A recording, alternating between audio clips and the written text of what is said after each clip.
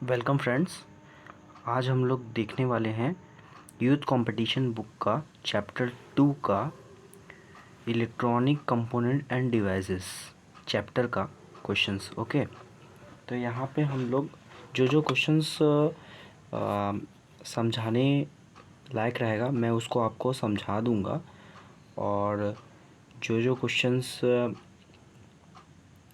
अगर एक बार में ही देखने में समझ में आ जाएगा तो मैं उसको जस्ट आपको बता दूंगा। ओके, तो आप ये वीडियो देखिए।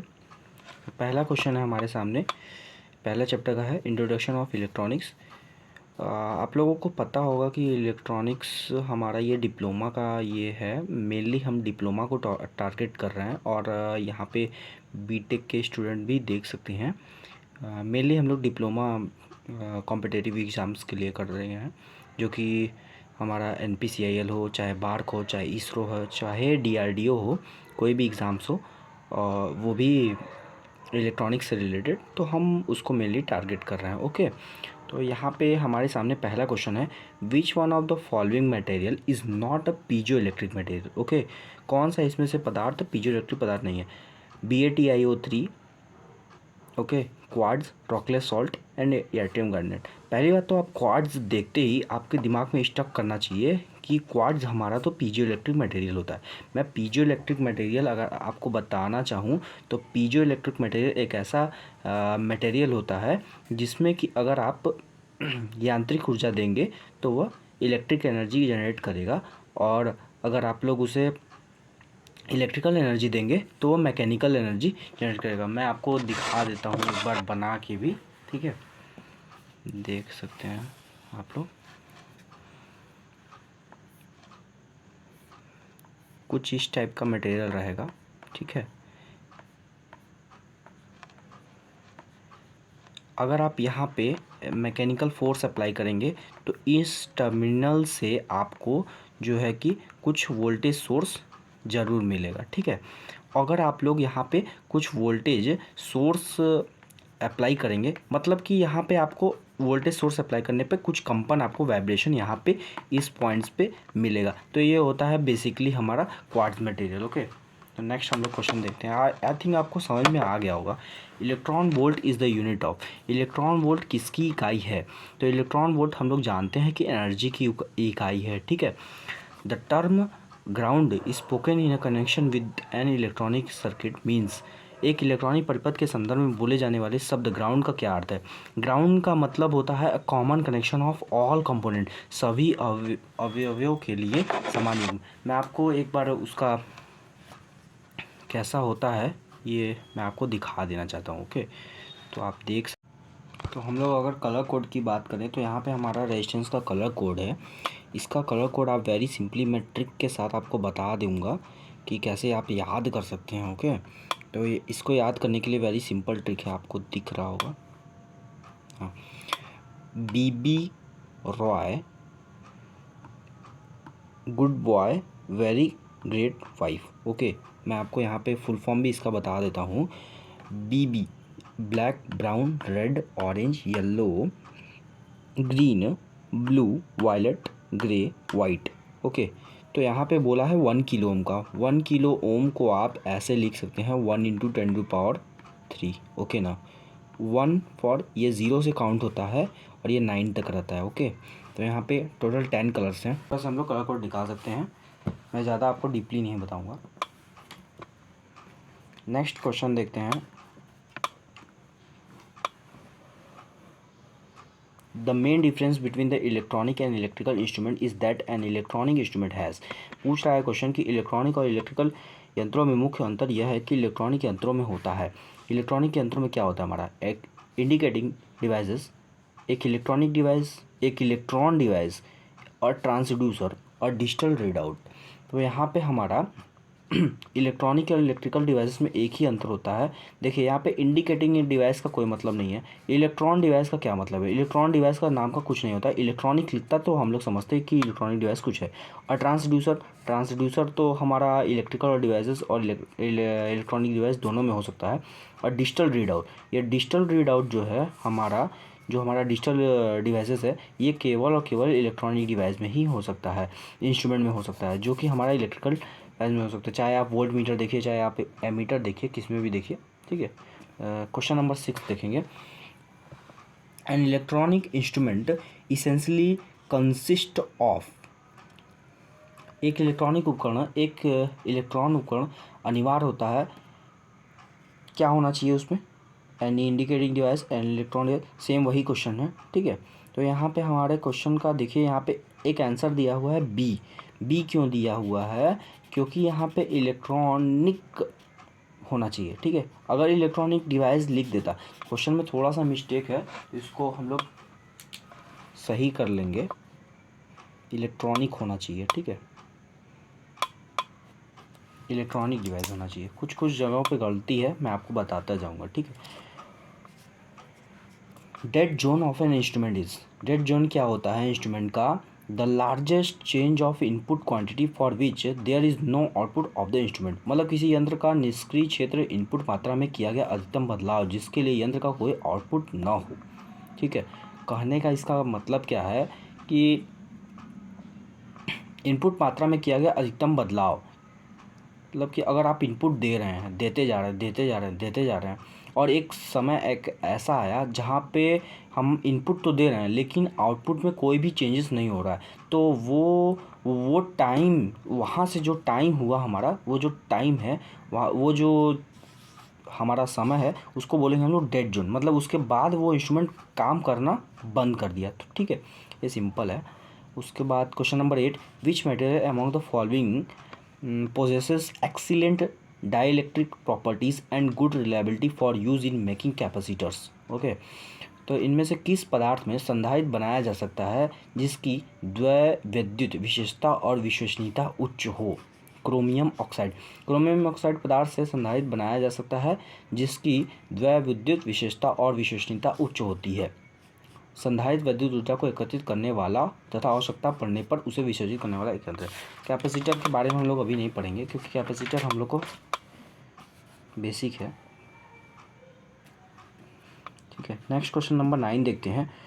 विच of the material are piezoelectric, फिर से देखिए यहाँ पे क्वेश्चन पूछा जा रहा है, तो आप लोग पीजोइलेक्ट्रिक मटेरियल्स कुछ याद करके रख सकते हैं, ठीक है।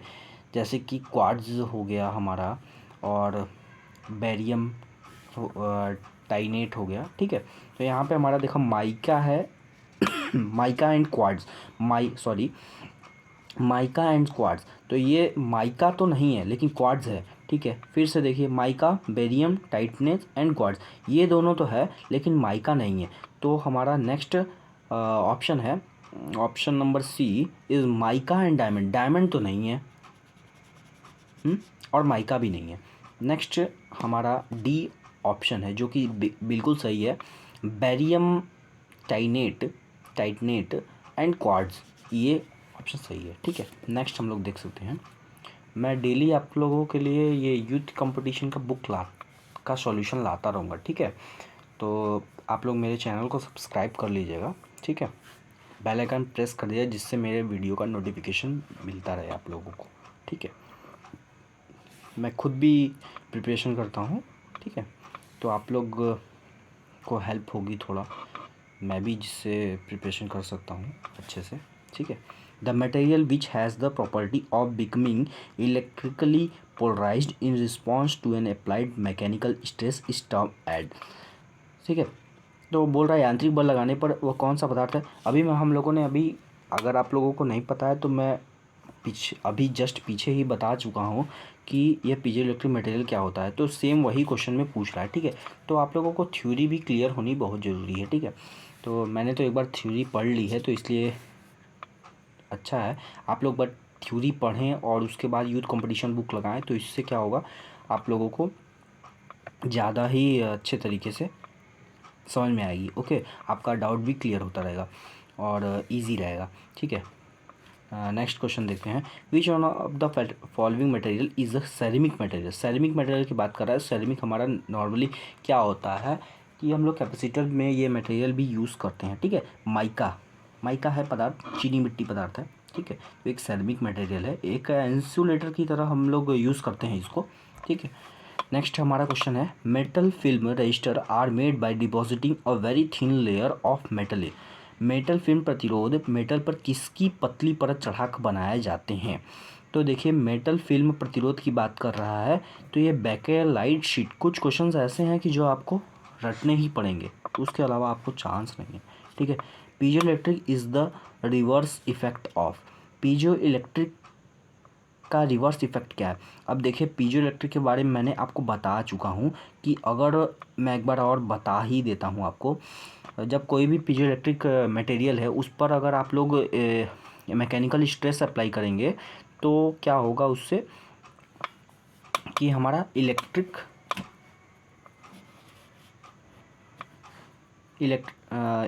मतलब जनरेट होगा। ये देखिए, एक पीजो इलेक्ट्रिक मटेरियल है, ठीक है।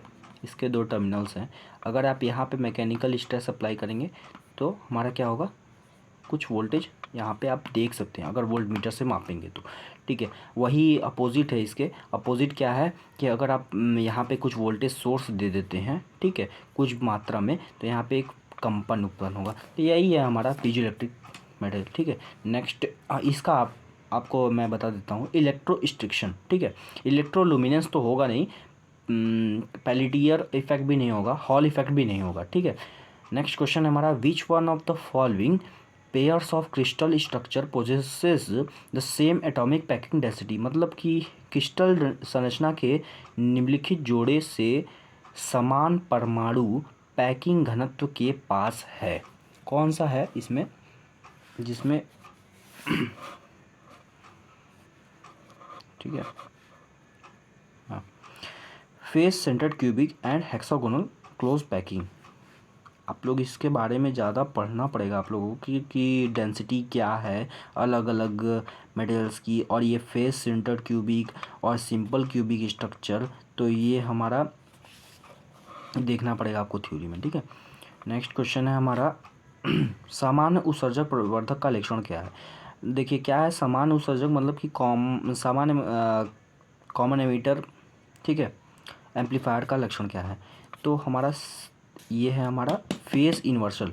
हम लोग जानते ही हैं कि कॉमन एमीटर में क्या होता है कि हमारा जो आउटपुट होता है वो इनपुट का जस्ट 180 डिग्री, मतलब कि फेज रिवर्स करके उसका आउटपुट आता है, ठीक है। तो यही पूछ रहा है वो, which of the following capacitor are used in DC circuit. DC circuit में कौन सा कैपेसिटर यूज़ करते हैं हम लोग, नॉर्मली हम लोग का इलेक्ट्रोलाइटिक कैपेसिटर यूज़ करते हैं, ठीक है। सस्ता भी होता है मार्केट में आपको, इसलिए अवेलेबल भी ज़्यादा यही होता है। Which one of the following condition is a passive element. कौन सा इसमें से which one of the following condition is a passive element, इसमें से कौन सा पैसिव एलिमेंट है। तो पैसिव एलिमेंट और एक्टिव एलिमेंट आप लोग एक बार देख लीजिए। पैसिव एलिमेंट और एक्टिव एलिमेंट क्या होता है कि पैसिव और एक्टिव का मैं आपको बता ही देता हूँ एक बार।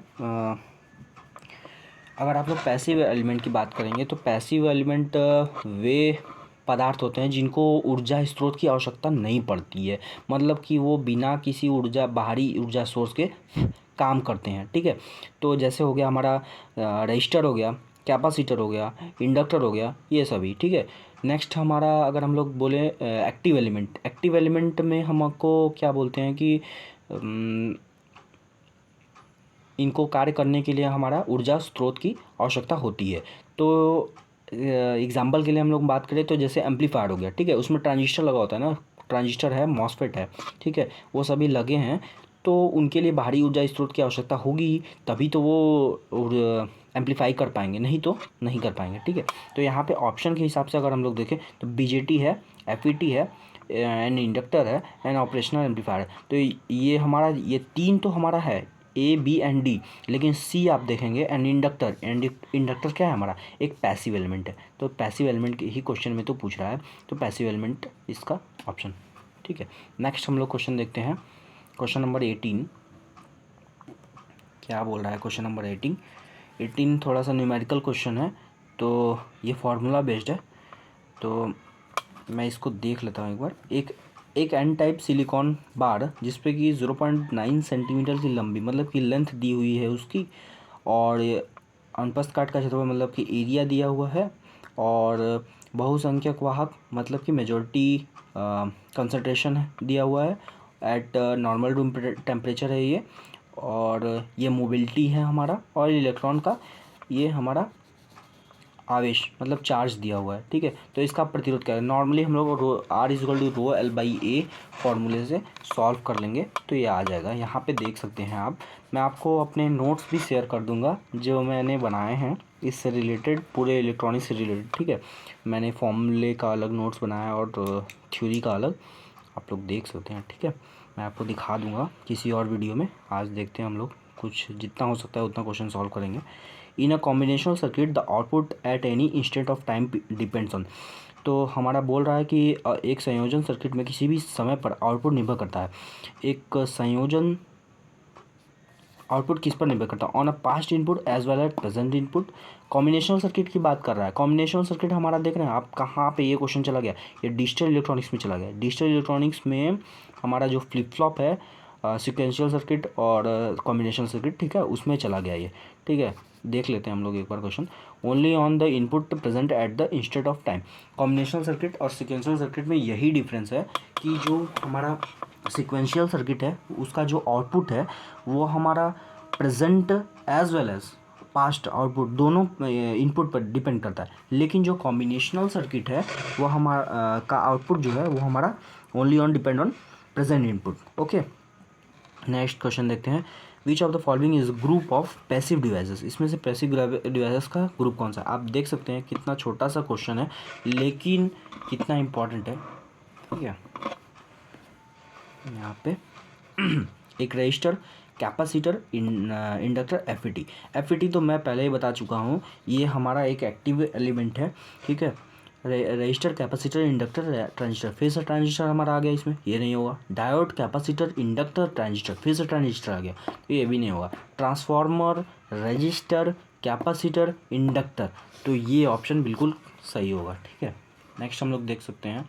विच register will be physically larger in size. Physically larger in size की बात कर रहा है तो साइज़ एक फॉर्मूला है हमारा। ठीक है, फॉर्मूला हम लोग बता देता हूँ मैं आपको। ठीक है, फॉर्मूला मैं आपको बता देता हूँ। Size of resistor is proportional to the power. ठीक है, पावर पे डिपेंड करता है।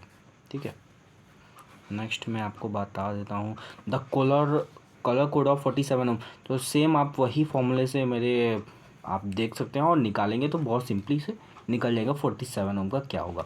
With appropriate biasing the transistor connecting shown in figure can be used as. तो यहाँ पे आप देख सकते हैं ये ट्रांजिस्टर किस तरह से कनेक्ट है। ऐसे ही एग्ज़ाम में छोटे चित्र बना के देंगे आपको कंफ्यूज करने के लिए। ठीक है, तो आप लोग घबराइए नहीं। यहाँ पे एक ट्रांजिस्टर जो दिखाया गया है वो एक्चुअल में यहाँ पे हमारा सही चित्र नहीं है। ठीक है ना, सही चित्र यहाँ पे ये देखिए ऑप्शन में दिया हुआ है, मतलब कि सॉल्यूशन में दिया हुआ है। ये चित्र आप देखेंगे तो ये यहाँ पे एक डायोड कनेक्ट हुआ है, ये डायोड की इक्विवेलेंट ये है, ये हमारा फिगर रॉन्ग है। ठीक है, नेक्स्ट मैं क्वेश्चन दिखा देता हूँ आपको। नेक्स्ट चैप्टर है हमारा इलेक्ट्रॉनिक कंपोनेंट। तो आज हम लोग इतना ही पढ़ेंगे, कल हम लोग देखेंगे, नेक्स्ट वीडियो में हम लोग देखेंगे कल क्या देखेंगे। नेक्स्ट वीडियो में हम लोग देख लेंगे कि इलेक्ट्रॉनिक कंपोनेंट से रिलेटेड हमारा क्वेश्चंस कितना है। ठीक है, तो मेरे चैनल को सब्सक्राइब कर दीजिए और आगे मैं आपको अपने अपडेट देता रहूँगा। ठीक है, पढ़ाई से रिलेटेड और मेरे स्टडी मटेरियल से रिलेटेड। ओके, और नए नए वैकेंसीज़ के बारे में आपको मैं अपने वीडियो के माध्यम से बताता रहूँगा। ठीक है, और कोई भी डाउट है तो आप कमेंट सेक्शन में डाल सकते हैं। ठीक है, ओके, थैंक यू फ्रेंड्स।